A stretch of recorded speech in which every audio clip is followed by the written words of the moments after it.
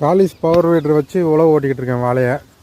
இது ஒரு 15லேருந்து 20 நாளைக்கு முன்னாடி தான் ஓட்டினேன். திருப்பி மழை பெஞ்சதுனால நல்ல புல் முளைச்சிருச்சு.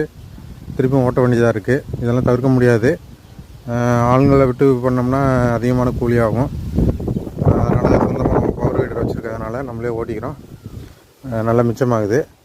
இது ஓட்டாத பகுதி, அந்த மாதிரி தான் ஓட்டணும்.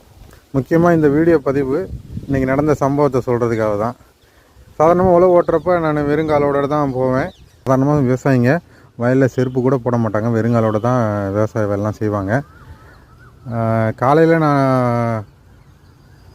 உழவு ஓட்டிக்கிட்டு இருந்தப்போ ஒரு வெட்டுப்பட்ட பாம்பை பார்த்தேன். பாதி பகுதி இருந்துச்சு. அதை பார்த்தோன்னே கொஞ்சம் கிளி ஆகிடுச்சு.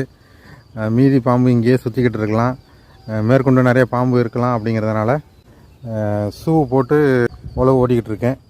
ஷூ போட்டு ஓட்டின நேரமும் என்னமோ தெரியல, இன்னொரு பாம்பு இப்போயே பார்த்துட்டேன். இதெல்லாம் விவசாயத்தில் அன்றாட விவசாயத்தில் சகஜம்.